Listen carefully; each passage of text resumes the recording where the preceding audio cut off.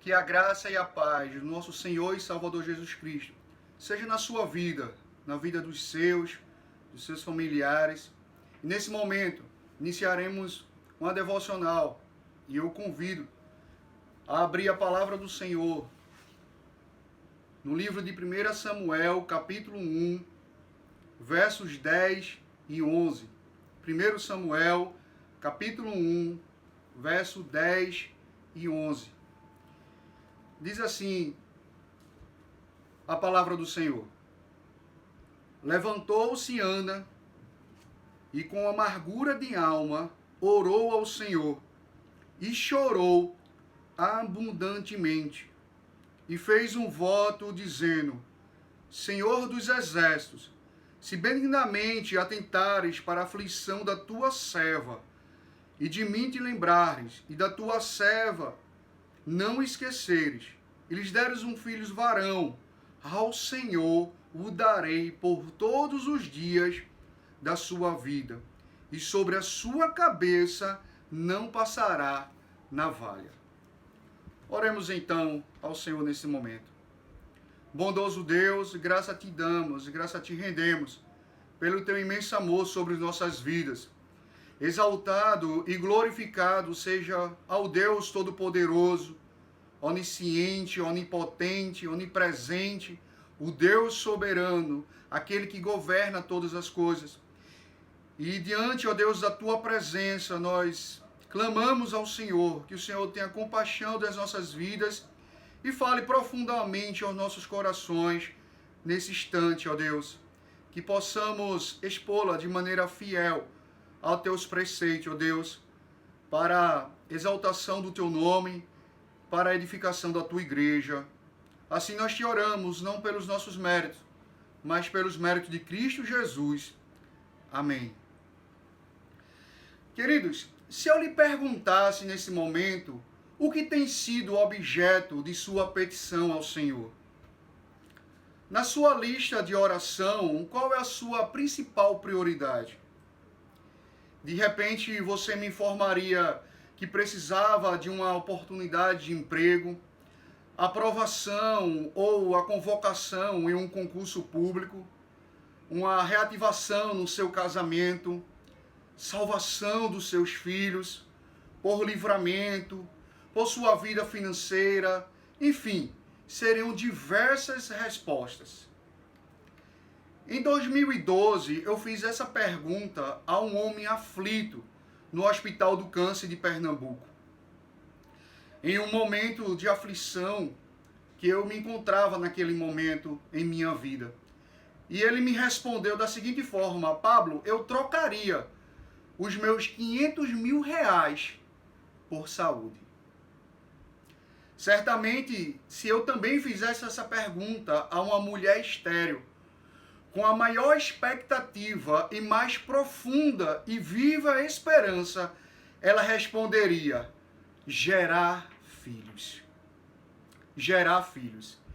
Em semelhança a esse objetivo aqui, irmãos, é o que acontece na vida de algumas mulheres bíblicas, como Sara, Rebeca, Raquel, a mãe de Sansão, Isabel. E não é diferente no texto que nós acabamos de ler na vida de Ana. Essa narrativa conta a história de Eucana, um levita que tinha duas mulheres, Ana e Penina. E isso não era incomum em sua época, ter duas mulheres. Penina lhe deu os filhos, mas Ana não. E uma mulher estéril não passava de uma fracassada e de um peso morto. E Eucana anualmente subia até a cidade de Siló, onde havia um santuário contendo a Arca da Aliança, para adorar e oferecer sacrifício ao Senhor dos Exércitos. E no dia que Eucana oferecia o seu sacrifício, dava a ele porções deste a Penina, porém a Ana ele dava porção dupla, porque ele a amava, apesar do Senhor ter a deixado estéril. E sabendo disso, a sua rival Penina a provocava excessivamente para lhe irritar, em virtude de Ana não ter dado filho ao seu marido. E assim acontecia repetidamente, todas as vezes que Ana subia à casa do Senhor, a outra a irritava, ao ponto que a tristeza e a aflição eram profundas, que a deixava chorando e até mesmo sem se alimentar. E diante dessa adversidade em sua vida, Ana toma uma atitude. E é justamente isso que gostaríamos de meditar com os irmãos, com o seguinte tema: o clamor de uma serva aflita. O clamor de uma serva aflita. E de que maneira se dá esse clamor? A primeira verdade que nós encontramos aqui no texto é em oração ao Senhor dos Exércitos. Esse clamor se dá em oração ao Senhor dos Exércitos. É o que está escrito no verso 10, que diz assim: levantou-se Ana e com amargura de alma orou ao Senhor e chorou abundantemente. Observe, irmãos, que Ana, sabiamente, ela busca, levantando-se e apresentando-se diante do Senhor, mesmo com toda a tristeza, amargura e aflição que havia no seu coração. Ela chora, e o texto diz que ela chorou abundantemente. Abundantemente aqui um advérbio, ele expressa a ideia de intensidade do choro. Mas ela chora e ora ao único que poderia socorrê-la, ao Senhor dos Exércitos. Porque a sua esperança, os seus olhos não estavam nas circunstâncias que estivera vivenciando, mas os seus olhos estavam fitos apenas, exclusivamente no Senhor. A oração gera intimidade com o Senhor, do qual Ele é poderoso para fazer infinitamente mais do que tudo o que pedimos ou pensamos, conforme o seu poder que opera em nós, promovendo assim o objetivo do nosso coração, canalizando para a honra e a glória do seu santo nome. A oração, irmãos, é o resultado da obediência. E esta obediência resulta em dependência de Deus. Uma mulher temente a Deus, reverente, que se prostra diante de Deus para assim expressar o seu clamor. Meus irmãos, a obediência ao nosso maior exemplo de vida de oração, que é o nosso Senhor e Salvador Jesus Cristo. O nosso maior exemplo de uma vida de oração é o nosso Senhor e Salvador Jesus Cristo. É Ele que nos ensina também como nós devemos orar. Em Mateus capítulo 6, dos versos do 9 ao 13, e ele começa dizendo: Pai Nosso. Ou seja, há um privilégio, irmãos.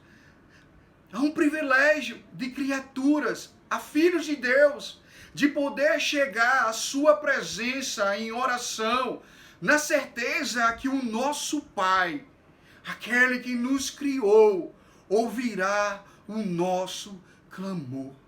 Que privilégio orar ao Senhor e buscar a sua face, porque o Pai nosso está nos céus, ouvindo o nosso clamor. A teologia reformada sempre insistiu na importância e eficácia da oração. Deus nos criou e redimiu, a fim de que pudéssemos ter comunhão com Ele. E é isso que consiste a oração, comunhão com Deus. Ele nos fala por intermédio da sua revelação especial nas Escrituras Sagradas e de sua revelação geral na criação que ele fizera. Também ele nos fala à medida que o Espírito Santo nos capacita para entender esta revelação, nos convence do nosso pecado e opera em nós para que possamos obedecer à revelação que recebemos e nos regozijar nela. E em resposta a isso, oramos para falar com Deus sobre Ele mesmo. Nosso relacionamento com Ele e tudo que existe e acontece na sua criação. O teólogo calvinista Jonathan Edwards, ele diz que aquele que vive uma vida sem oração, vive sem Deus no mundo. Somos sabedores, irmãos, que nossas orações não mudam a vontade de Deus, os decretos de Deus, e sim que mudam as nossas vontades. Entretanto, a palavra do Senhor veio ao profeta Jeremias, no capítulo 33, verso 3, dizendo: clama a mim e responder-te-ei e anunciar-te-ei coisas grandes e ocultas que não sabes. Devemos clamar ao Senhor, devemos buscar a sua face, devemos nos colocar diante do Senhor, levantando a nossa voz a Ele Todo-Poderoso, que está pronto para ouvir o nosso clamor e com certeza Ele responderá às nossas petições. Estamos meditando aqui, irmãos, no seguinte tema: o clamor de uma serva aflita. Em primeiro lugar, nós vimos em oração ao Senhor dos Exércitos. E em segundo lugar, como foi que se deu esse clamor? Em um voto ao Senhor dos Exércitos.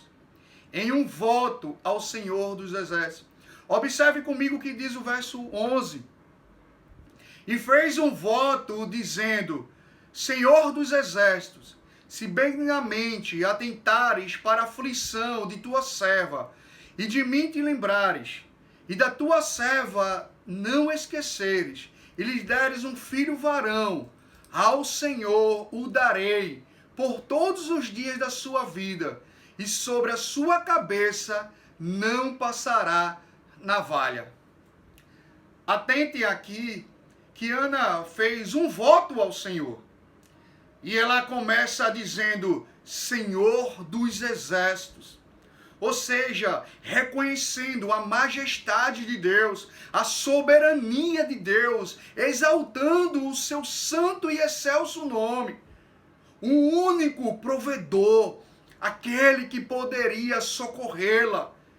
E ela ora dizendo: se a bondade, se a misericórdia, se a benignidade do Senhor se inclinar a este coração aflito da tua serva, e se tu se lembrar, Senhor, e não esquecer de mim, e se o Senhor me der um filho, um homem, ao Senhor o devolverei.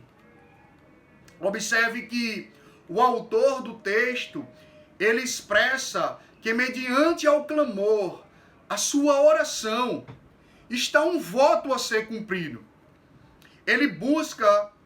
Ela busca o seu objetivo, pedindo ao Senhor pelo filho varão, prometendo que o devolveria ao Senhor por todos os dias da sua vida e que ele não cortaria o seu cabelo. Ana tinha um sonho, um anseio em sua alma, um objetivo de ser mãe. Ana tinha fé que o Senhor sabia tudo sobre ela e que esquadrinhava o seu coração e que o Senhor poderia lhe dar um filho. E de sua parte, ela reconhecia que qualquer filho que viesse a ter seria em resposta exclusivamente à sua oração. Indubitavelmente, ela sabia que Deus age na impossibilidade humana. Deus age na impossibilidade humana. Porém, em seu voto, o que nos chama a atenção aqui, irmãos, é a gratidão a Deus. que resulta em devolução ao Senhor. E não por um tempo, não por um período, mas por toda a sua vida. Porque Ana entende que tudo que somos, que tudo que temos, é graça de Deus, é dádiva de Deus, e deve ser devolvido em gratidão a Ele. Então, ela encerra a oração, informando uma última parte do voto, dizendo que ele nunca cortará o cabelo, fazendo aqui uma alusão às exigências do voto nazireu, representando assim consagração dele ao Senhor. Ou seja, o propósito do clamor de Ana era para a dedicação, para a gratidão e principalmente a consagração do seu filho ao Senhor. João Calvino disse que a mulher de Deus passa desapercebida, que sua vida disfarça tanto Deus que ela desaparece. Cristo é o nosso modelo. Cristo é a nossa referência de gratidão e consagração. Em João capítulo 8, verso 29, a palavra do Senhor nos diz que aquele que me enviou está comigo, não me deixou só, porque eu faço sempre o que lhe agrada. No mesmo livro, em João capítulo 11, verso 41, as Escrituras revelam que tiraram então a pedra e Jesus, levantando os olhos para os céus, disse: Pai, graças te dou, porque me ouviste. Nós vemos claramente Jesus expressando toda a sua gratidão ao Senhor, uma vida de gratidão ao Deus Todo-Poderoso. E o livro de Lucas, capítulo 2, versos 22 e 23, nos diz que, passados os dias da purificação deles, segundo a lei de Moisés, levaram-no a Jerusalém para o apresentarem ao Senhor, conforme o que está escrito na lei do Senhor: todo primogênito ao Senhor será consagrado. Cristo é o nosso referencial de agrado ao Senhor, de devolução à sua vida ao Senhor e principalmente de consagração ao Deus Todo-Poderoso. Devemos entender, irmãos, que em meio à busca pelos nossos objetivos, as nossas petições, os nossos clamores ao Senhor deverá resultar em gratidão e glórias ao Deus Todo-Poderoso. Como tem sido as nossas vidas diante de Deus? Será que eu e você temos colocado nossos joelhos nos chãos e temos clamado ao Senhor para que Ele venha em nosso favor e responda às nossas petições? Será que eu e você temos buscado somente aquele que é poderoso, ao Senhor dos exércitos, que é dono de todas as coisas? A Ele pertence o poder, a honra, a glória, o domínio, o único capaz que pode mudar a história e a trajetória das nossas vidas. Será que com um coração humilde nós temos rogado pela benignidade do Senhor, pelas misericórdias do Senhor, para que o Senhor tenha compaixão de nossas vidas e atente ao nosso clamor? Mas principalmente, irmãos, devemos reter em nossos corações a certeza e a expectativa que tudo aquilo que o Senhor nos dá é bênção dele, é graça, é um favor imerecido que ele nos concede. E que tudo que ele nos concede deverá ser devolvido a ele, em honra e glória ao seu santo e excelso nome. E diante dessas verdades aqui apresentadas, irmãos, o texto ele nos dá algumas lições para as nossas vidas que nós aprendemos na vida de Ana. E a primeira lição que nós aprendemos aqui é que assim como Ana precisava de um filho, você também precisa do Filho de Deus, Jesus Cristo, aquele que foi gerado, o prometido para cumprir o objetivo, cumprir a vontade de Deus, para a glória de Deus. Que assim como Ana orou chorando, você deve chorar, orando, se arrependendo das suas iniquidades, de seus pecados e pedindo a Cristo o perdão deles. A segunda lição que nós aprendemos nesse texto aqui, irmãos, é que o seu objetivo, o seu filho desejado, a sua petição tem que ser para a glória de Deus.